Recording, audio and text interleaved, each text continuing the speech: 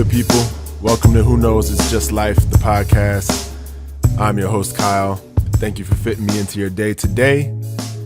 This episode is episode number 18. It is also the episode I'm, acknowledging, celebrating the first calendar year of the podcast. And it's been a year. It's crazy to think that a year has gone by since I started this. And I'm thankful that I've gotten, this being the 18th episode, 18 episodes done in that time. I guess if I were to have a goal, it would have been to have more episodes in that first year. But, I got to be kind to myself and realize that life is complicated. Life has a lot of things that happen. And I'm thankful that there's at least something out there that's along the lines of who knows. So, yeah, this is a celebration. It's definitely a celebration. Thinking back to that first episode, what got me started was just whatever was happening at that moment. And because I had the idea for the show and I wanted to do it, but I just didn't know what I would talk about and I didn't know how to start it. And if y'all have been listening this whole time, the World Series had just ended and I had some reactions to how the World Series ended just from a gameplay standpoint, but then it kind of conjured up all the thoughts about baseball and it being problematic from a racial standpoint and how things were handled during the lockdown and all that. So anyway, the thought basically that got me to get over the hump of starting to record was just, what are the things that I'm talking to friends and family ad nauseum without them even asking? What is it that I'm just pontificating about in my life at this time? And so that was that first episode. That's how it started. And I had some great guests over this first year. So yeah, it's been a year and I'm proud to have done it. I'm happy to have done it, and hopefully we'll keep it going and maybe pick up the pace a little bit if I can manage that. And so I appreciate y'all listening.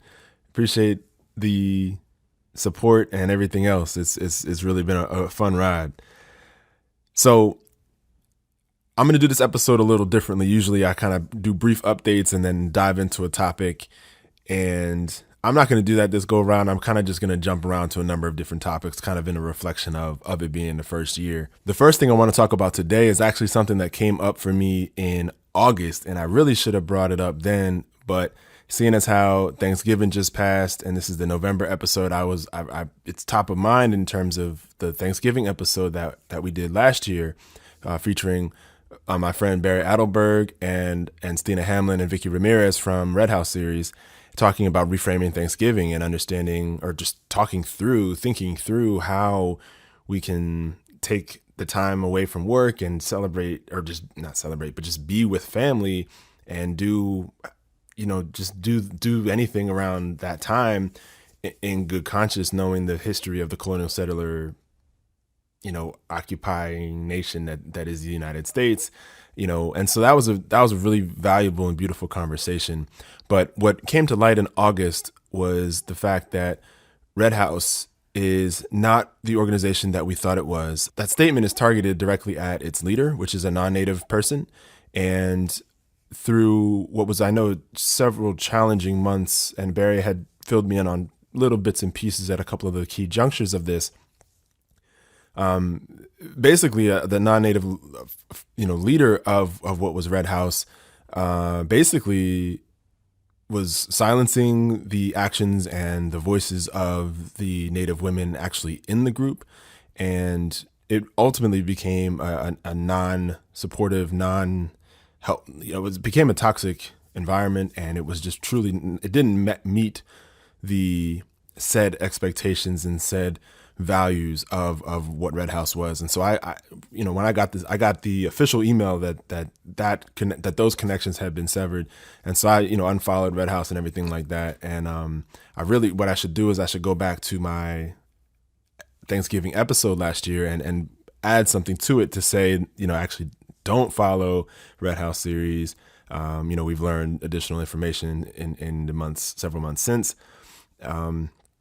But, I think it's that whole trajectory is, kind of what this show is all about. And it's this show was about giving space to that learning process. And while Vicky, Stina, and Barry were affiliated with Red House at that time, they all, in their own integrity, decided to leave that organization, and just sever that relationship. And I think that's what life is all about, right? I mean, we come to the world as we are. We see the world as it is, and as we learn and experience things, we can navigate and course correct and change our way of operating. And that was a necessary move for them in regards to Red House. And I think this show, like I said, that's what the show is all about. I don't know. I'm still learning, and I think that's true for all of us. And so that was something that took place. And yeah, and so I really just appreciate Stina, Vicky, Barry, and the rest of the team for persevering through that. I know there were some very difficult times, very challenging periods where, they just not sure what to do, and I commend them. I think that they demonstrated a lot of courage to sever ties and to acknowledge that relationship was no longer serving them and serving the Native and Indigenous people and at large, and really calling them out. And there was some action on Instagram regarding that earlier this month, and that's also why it's top of mind as well. So, I appreciate you, Barry, and the rest of the team for persevering through that and allowing me to first speak to you all last year, and also to be kept abreast of the ongoing situation.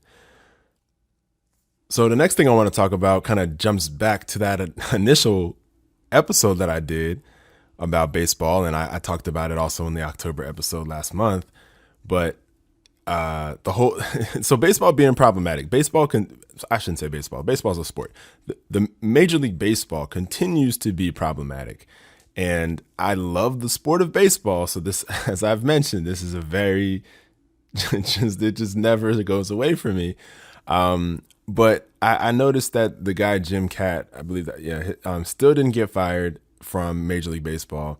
Now, that was a one-off broadcast that the MLB Network did for a playoff game. I don't think they even covered any other playoff games for the rest of the season. So I'm not sure if that was just a one contract deal or anything. But the league never came out with anything saying that Jim Kaat was wrong and he'll never be on the air again or anything like that.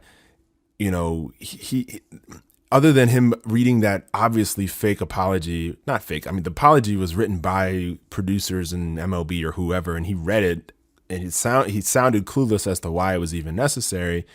Other than that, which obviously falls flat and it doesn't help, that's all we got from Major League Baseball on that matter. And the man is like 82 years old or something like that. So, I don't know. But to me, that just is not enough. It's just not enough. So I don't know. In other baseball news, I saw earlier this month that the Guardians are selling merchandise. So for those who aren't familiar, the Guardians is the new mascot name for the Cleveland baseball team, which used to be called the Cleveland Indians. And, it's,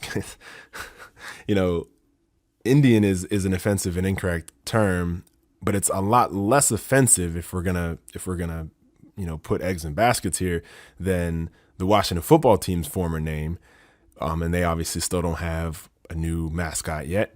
But anyway, Cleveland, they got rid of the Chief Wahoo grotesquely offensive caricature face logo several years ago. I'm not sure the exact year that they did that, but they started just using a C for Cleveland, and they really stopped using the blatantly offensive image there. So that they started to kind of roll back some of the racism, I guess, over time, slowly but surely, sort of. Now they officially have the Guardians as their new mascot. So that's the Cleveland Guardians. They're selling their merch now. I saw that was posted in this month. So yeah, I don't know. It's just interesting to see that happen. So you see one club, trying to do the right thing, trying to get away from offensive and racist mascots and whatever. And okay, we give them, I guess, credit for doing the right thing. But again, this is like years in the making, years late as far as I would say, but whatever. They're doing it, so okay, golf clap maybe. So, cut to the World Series, which ended just as the month of November was kicking off, and I really could have talked about this in the October episode, but because I think there was footage of Donald Trump. So hold on, let me back up. So the Atlanta Braves, which actually originated in Milwaukee, but whatever, they are called the Braves. It's based on a Native American theme of brave, and they have a tomahawk as their logo. They don't have an offensive caricature mascot necessarily, but back in the day in the '90s, when they were in the playoffs and in the World Series in the '90s, folks might remember they had like a little. It was a red foam. I think the foam finger, like the number one foam finger. They used to have foam red tomahawks, and through the stadium speakers, they would play this chant, and the fans would move the tomahawks, like they call it the tomahawk chop or whatever. And obviously, it's offensive. It's like a characterization. It's just not appropriate to do that in a sporting event. I mean, it's like as if somebody. It's like at a Notre Dame game if they did some mockery of like a Hail Mary or whatever. I don't know, people, you know what I'm saying? Like you don't take people's culture and just appropriate it and just make light of it for sporting events and things of that nature without, proper adoration, proper understanding. Oh, and by the way, don't colonize and settle their lands and attempt genocide. Like, and then try to say you're honoring them. Like, nah, that's not gonna ride. So anyway, that's the Braves have kind of always had this like undercurrent theme or whatever, and they stopped doing the foam fingers at the game. Not the foam fingers. They stopped doing the foam tomahawks at the game, all that stuff. And I wasn't actually sure if they still did the tomahawk chop at all, but in the playoffs and especially in the World Series, they did the tomahawk chop constantly, and it was so. And I noticed they had enough footage that showed that the stadium itself would play the music. And on the big scoreboard in the outfield, it would show a tomahawk chopping to get the fans to do the tomahawk chop. And they were just using their arms now, And so you like what so the organization could have said, oh, we're trying to do the right thing. No more foam tomahawks, blah, blah, blah, and just not done it. But they are still encouraging it. And even when the stadium PA didn't start it, the fans were doing it anyway. They would do it all the time, like throughout the game. And and I'm like, it was a red state. It's a blue state in terms of Biden, but we all know Georgia is a very, very interesting state. I'll get a little bit more into Georgia in a little bit, but yeah, like, oh, and then there was footage of Trump doing it at the game, at one of the games in the Braves stadium, and he was doing the tomahawk chop with his little smirk, whatever. And folks, I can't tell you how frustrated I get with all of this mashed up into baseball. Like, get this shit out of baseball. Like, get it out. Why can't I enjoy this game that's just a brilliant and amazing game, like, without this nonsense? I'm sorry. This just continues to bug me and it won't go away. And so I'm gonna keep talking about it when it shows up. I'm sorry. It's just gonna be what it is. But I'm gonna leave it at that. I know y'all some y'all probably tired of hearing me talk about baseball. That's okay. So another brief thing I'll mention is that the Nicaragua had an election, and it's interesting because Ortega basically, I believe the only people running against him were like in jail or whatever, because obviously it's not truly an election anymore, and for many standards, from a democracy standpoint, like, it kind of fails, right? And I believe it got the lowest turnout of any election. And people think that the turnout that even took place was like fake voting, basically. And I have a little bit of an intimate connection to this because my dad lives there in Nicaragua. Usually he lives down there, and he actually came to stay with me for a month or so, to just not be the American in Nicaragua during this time because, that might not be the best thing depending on how things shook out or whatever. And so he was closely watching it, and it was just crazy. He was hearing from his wife and friends down there that like, hey, like, it's crazy. Nobody went, nobody voted. I'm not even sure where any of these numbers came from because basically people didn't participate. And so I think, the United States, the United Nations or whoever starts getting involved saying, oh, this isn't an official election, blah, blah, blah. So it becomes this whole thing. And I'm going to continue to track that. I know my dad's going to keep me abreast of that situation. So, but that was interesting. And it, obviously I got to see my dad for the month. So that was cool. But just politically, it's something worth following as well. The election season in the U.S. also had a couple of disappointments. I saw that Minnesota voted down question 2, which was basically to have a separate state agency that would be a community oversight of police.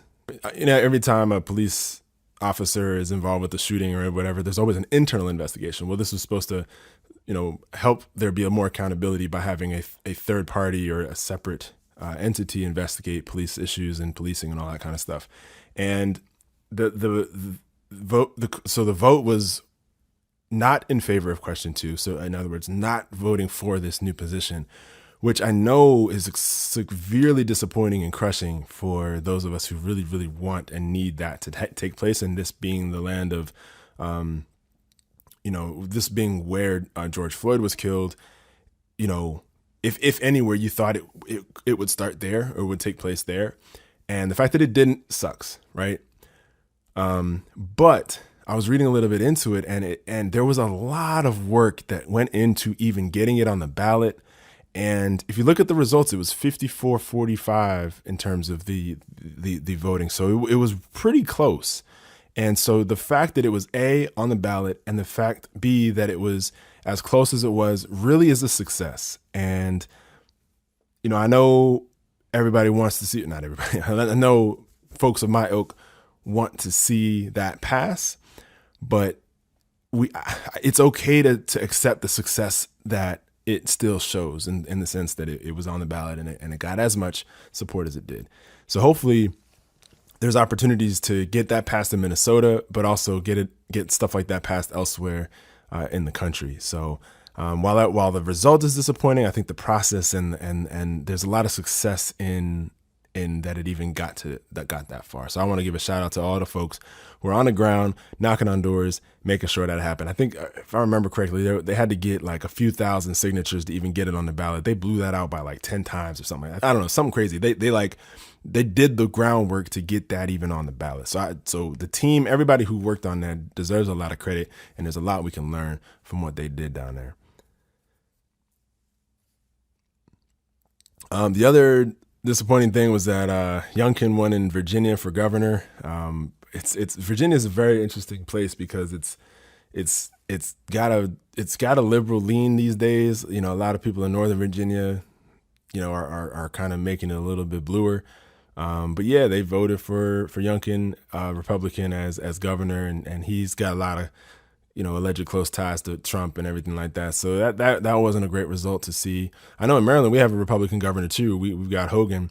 He's distanced himself from Trump quite a bit, especially during the COVID handling. So I think he'll be a front runner for president, and it'll be interesting to see because he's one of those Republicans that he's a Republican and you definitely disagree with him on some things, but he's a guy that you can respect just as a politician.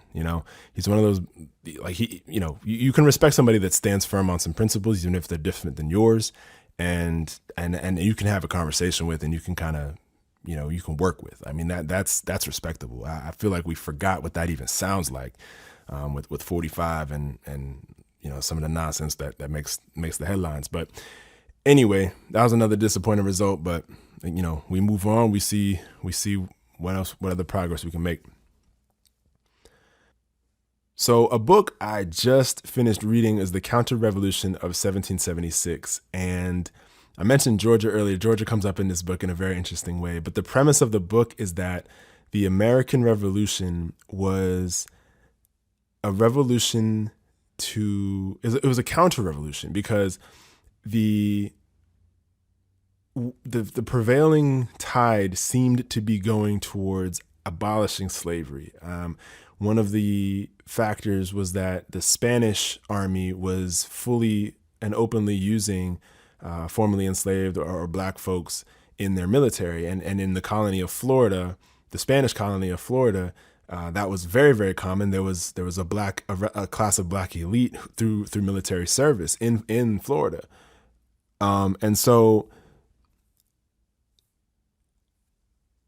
anyway, and even the British started to do that too. They started to pull folks who were enslaved in Jamaica, and they would use them in military conflict throughout the Caribbean and elsewhere, and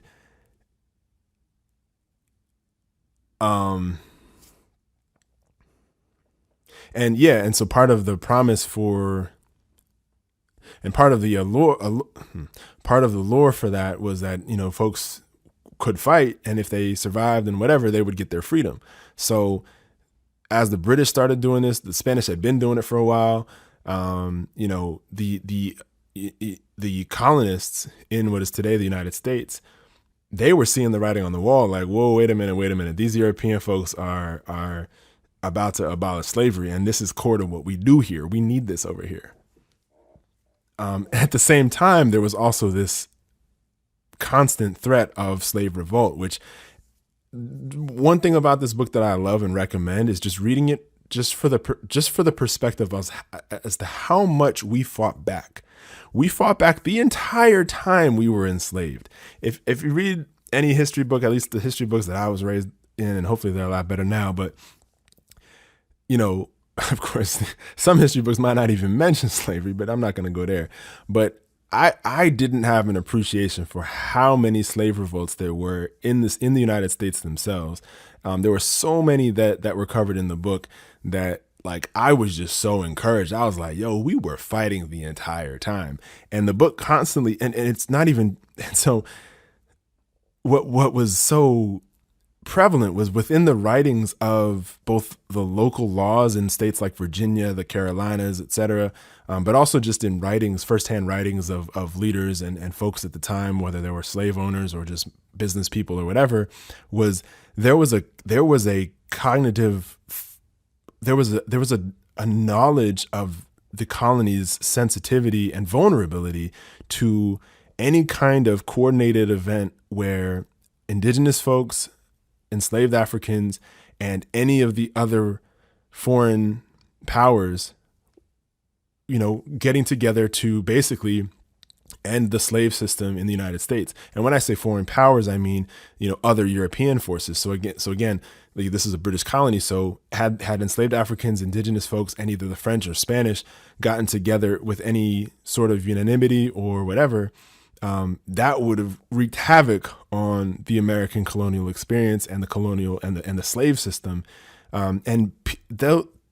Shreds of that happened here or there, but nothing happened cohesively enough to change the course of history. And so the book basically makes the case that the the U.S. Revolution was a counter-revolution, because it was yes, it was going against the monarchy, and it was allegedly going for the rights of man and all this kind of stuff with democracy and stuff, but it really wasn't that.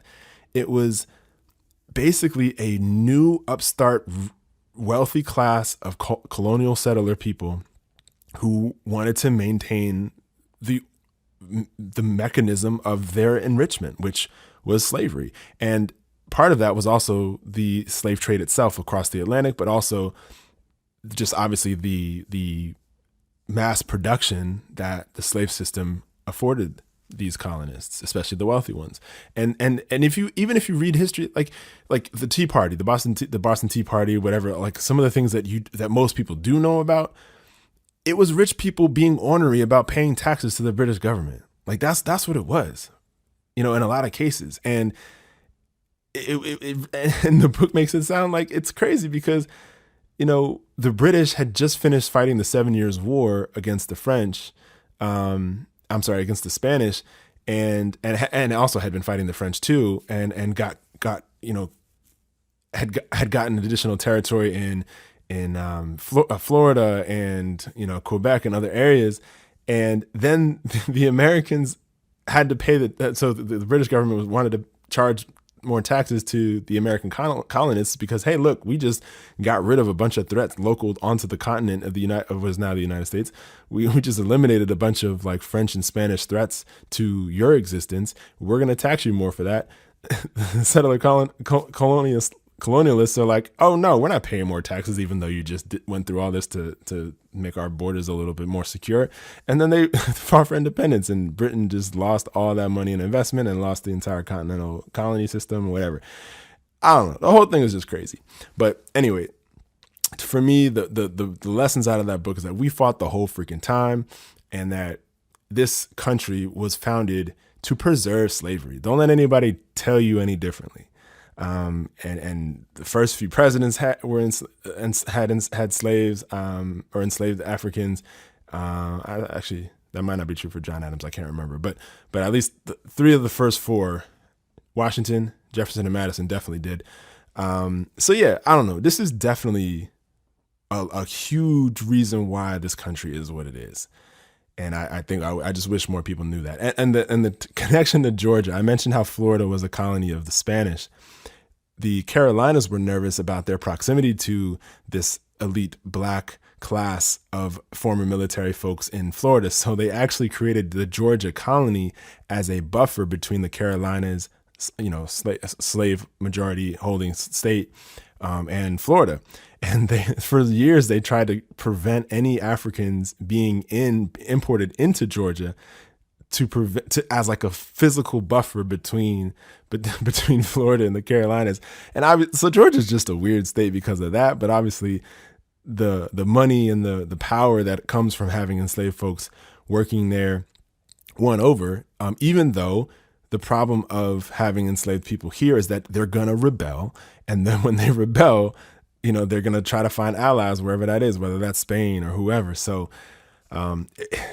it just gave me a little bit of hope, because really the whole colonial system, the whole United States enterprise was haphazard. The book also talks a lot about how whiteness was created. They tried to bring more Europeans in to kind of, increase the white population against the enslaved black population. And that was tricky because on the continent of Europe, the Catholics are fighting the Protestants, they're fighting the Irish and whoever else. Like, everybody's infighting amongst the Europeans in and of themselves. So this idea of them all being friends all of a sudden because there's a lot of African people who are enslaved was brand new. And that was a cluster of a mess at that time. But ultimately, this idea of whiteness did win over, which is insane to me. Anyway, this book, I highly recommend this book. I went on a super deep nerd dive on what that book is, and I usually don't do this. I apologize, but this book was really, really interesting to me, and I definitely took a lot from it, as you can tell. So I recommend that book. So another thing I want to talk about is something that I did. I might have mentioned this earlier, but I discovered that Ludovico Einaudi did a 7 days walking album, a series of albums, really. I think it came out last year, but I just discovered it in October, and I told myself, you know what, I want to do 7 days walking. And the way the series was set up is basically one album. I should say there are 7 albums, and they're each between 48 and 58, 60 minutes long. And so that's like a perfect length of time for a walk, of course. So I thought, let me do 7 days of walking and each day listen to one of the albums. And so I did that, and I wanted to do it all in 7 consecutive days, but I didn't do that because, one day I was legit tired, and another day I was just too busy with other things. So I did it over 9 days, and my dad joined me for most of probably like 4 or 5 of them, I want to say. Which was really dope. And so, each of us had our own headphones in, and we were just listening to it, and it was real cool. Like, the first one we did at Buddy Attic Park in Greenbelt, Maryland. Second one we did at Great Falls on the Virginia side of Great Falls. And yeah, it was real dope. So after those first 2, well, let me say, for the first 2, those paths were really like gravel or like earthen paths for the most part. And what I noticed was when I had my headphones in and I had like noise canceling headphones. So really, I was very much audibly, I was very much tuned into the music, and I wasn't really getting any audio sensory input from the surrounding environment, which was interesting. And when for those first couple meditations, especially the Buddy Attic one, I was hyper aware of how my foot landed on the pavement, or not, sorry, not even pavement, on the path. And it was really interesting. While my ears and my listening senses were tapped into the music, my physical senses were tapped into like my foot, and my foot through the shoes feeling the earth. And I don't remember feeling that way through walking and at all. And not even when I've done walking meditations before. And for whatever reason, my mindfulness, that experience has never really been through the feet. And for whatever reason with this album, and maybe it's just that the headphones like canceling out like the noise of walking on leaves or whatever it was, but like I was just really feeling the earth through my feet, and that stuck out to me for those first two, and it was just really dope. So the musical piece, the pieces of music are phenomenal. I found myself, in an effort to be mindful, I let my mind focus on whatever was natural. So sometimes I was focusing on the music, and I would walk along with the music. Now, granted, this is a very dynamic, minimalist classical music. So, Einaudi is very, very fluid. He can be like, he has repetitive themes at points, but they obviously like emerge and grow and evolve and stuff like that. So the tempos change and everything. So it's not like I was trying to walk to the tempo the whole time, but there was still a flow of like walking with the music, which was pretty dope. Now, I've done other walking meditations where like you walk with your breath, or you breathe with your feet, or, you kind of just marry the two somehow. This was not that. I was breathing. And I also just read, a book about breathing through your nose. So I was also trying to focus on breathing in and out through my nose, which I know in meditation, a lot of times we talk about breathing out through our mouth, circular breathing. So anyway, I was going through all these different things, and it was just a really cool experience with all of those things happening. So feeling the earth through my feet, hearing the music with noise canceling headphones in, and breathing through my nose, like feeling that fresh, like fall, autumn, air and everything. It was just a really phenomenal experience. And it's interesting because those are the only two walks that we did where it was on like an actual path. I think the majority of the rest of them were either in my neighborhood or near it. And it was on like a road or an actual sidewalk or whatever. And it's crazy because after having two walks with like more paths, more like earthen paths, I really felt how much harder other surfaces are. So when people say like running and everything is hard on your knees, especially if you're running on like, a road. Yeah, I felt it. Like, it was just interesting to just have that experience, to have that feel so real in those moments. But yeah, I don't know. I really recommend that exercise if you're into any kind of kinetic meditations. It's a phenomenal opportunity to do it. I think my so one thing that my brother mentions is like the idea of, I can't remember the name he used for it, but basically just like nature walks and like walking to fully experience the nature. And this was not that because A, I was listening to the music, but also B, like I couldn't help myself. I had to track the walks on Strava because I am a recovering engineer and I just have to quantify things that are quantifiable. So I did, keep track of the stats and everything. And I think my total stats on that were 22.6 miles over the seven days of walking. And of course it took 9 days for me to do it. So it was pretty good. Most of those days I got in a solid 5K. Or I was on a 5K pace if I didn't walk for enough time. And so I was happy with that just from like a walking standpoint. Now, like, part of me feels like I should do it without tracking it so that I'm not thinking about pace and not thinking about the quantification part of it, because that'll probably be rewarding in another way.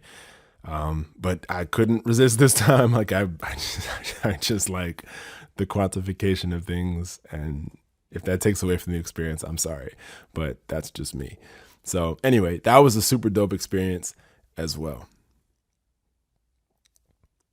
Another thing I want to talk about is the Colin Black and White series that was done, and I people recommend shows to me all the time, and I never get to them because life, and I genuinely don't really focus that much time on watching TV, but I do get around to watching stuff, and I'm so glad that I watched this Colin Kaepernick thing. Shout out to my mom for originally making the recommendation on that one. I have mixed feelings about him in terms of what happened with the NFL and all that kind of stuff. But seeing this show was at the very least entertaining. And the one thing I want to say is just I saw myself in like that first episode or two.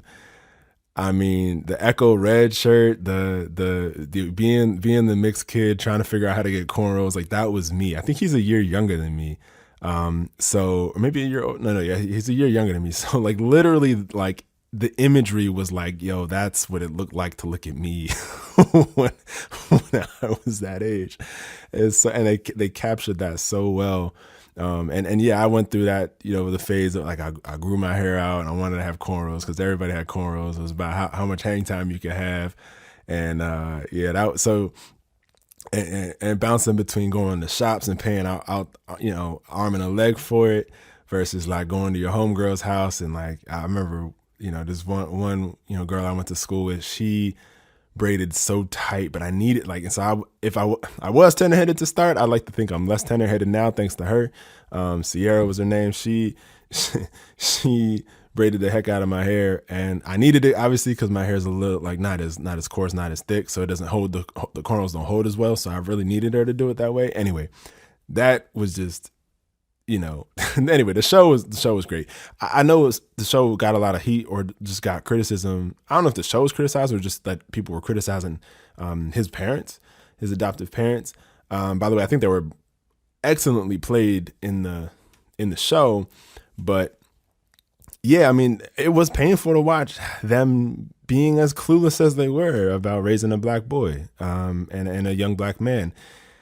I mean, the scene in the car where he gets pulled over and they're like, you dodged a bullet, and like it's like a joke, but like for black folks, like no, like that's not even funny. Like you wouldn't even say that.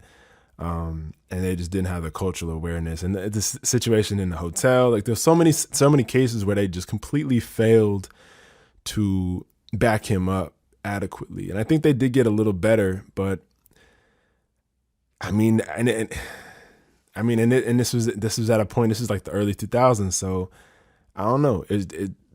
That's what it was, And should it have been better? Absolutely. Should white parents who adopt children of color, black, whoever else, like they should go through some rigorous training and really understand what they're getting into.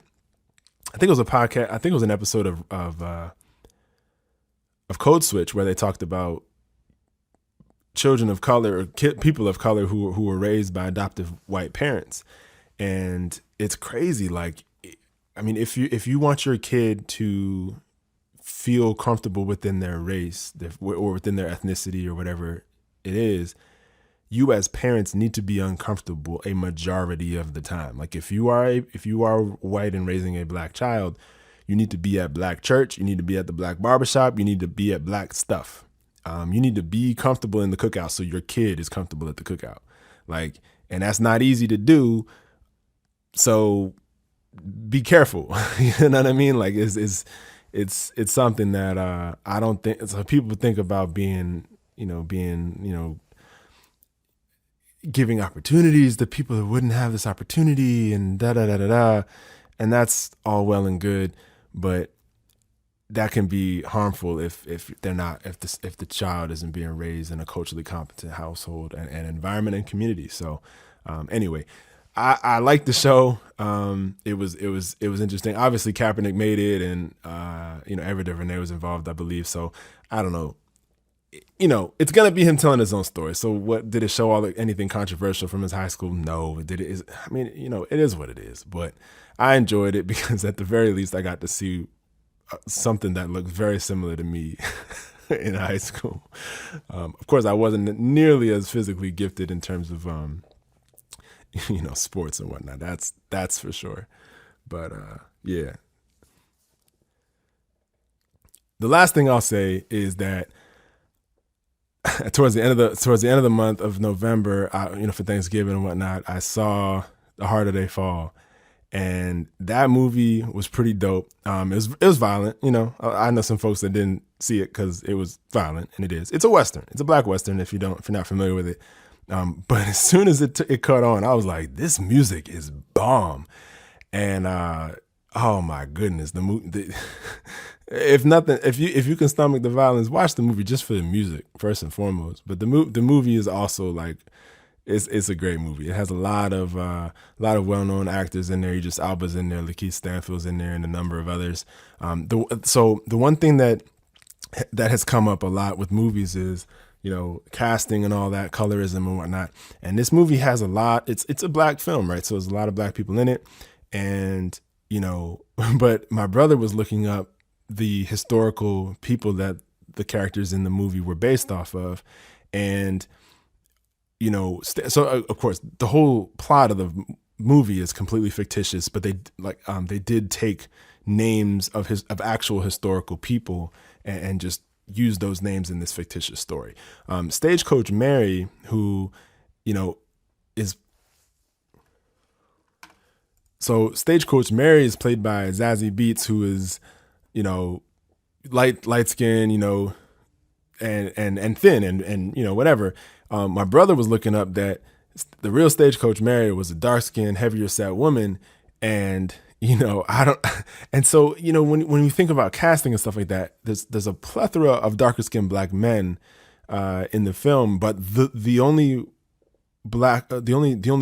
love interest, female love interest in the movie is a lighter skinned Zazie Beetz, as Stagecoach Mary. There's other darker skinned women in there, but they weren't love interests. And so even in a black film, you're going to get this but couldn't we have just had true to Stagecoach Mary's actual physique? Couldn't we have actually had, a darker skinned black woman play her? And somebody that comes to mind is the woman who played Ruby in Lovecraft Country. And I apologize if I don't get her name correctly. I had to look it up.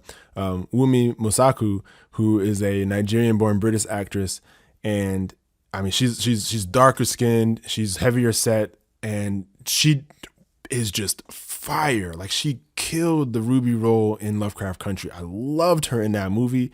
In that show, and she would have kicked ass as Stagecoach Mary. What? She would have killed it. So I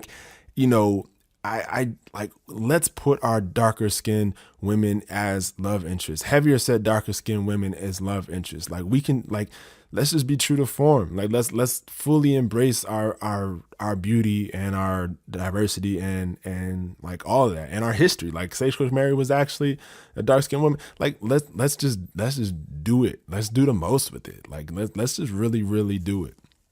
And it's not that there's not obviously I thought of her as the person playing that role. There's probably countless of women that fit that same physique, fit that same whatever, and are just as skilled or are just waiting for their opportunity. So, and nothing against Zazie Beetz for she killed the role too. She did a great job, right? Nothing against her.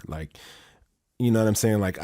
I love that this movie happened. I love that it employed so many people, and like I said, it was entertaining to watch. And I bang with it. And I guess that I'm going to conclude the episode there. Sorry, that was kind of abrupt, but I wanted to mention, but that's because the music made me think of the song that I'm rocking to. So yeah, that was an abrupt end of the episode, but, the song I'm rocking to is Ain't No Better Love by Seal. And I believe it's his brother who wrote it and maybe even directed this film. I know Seal's brother was involved with this.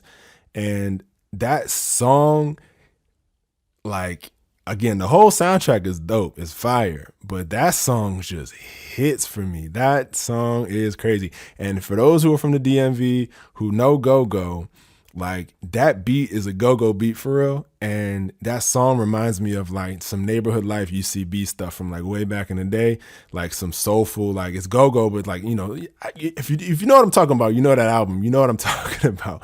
But that Seal Ain't No Better Love song, ooh boy, like that song goes. But the whole soundtrack is definitely fire. So I recommend the movie. I recommend the soundtrack for sure.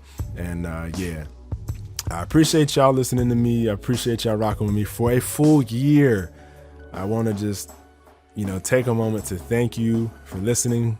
And if you missed any episodes over the year, you know, definitely go back and listen to them. I appreciate any time you offer to listen to the show. You know, but anyway, that's this episode of Who Knows It's Just Life, the podcast. I'm your host, Kyle. As always, you can hit me up on Instagram if you have any feedback on this or any prior episodes. I'm at REALDADULT. That's Real Adult. And yeah, as always, be safe, be well. Peace.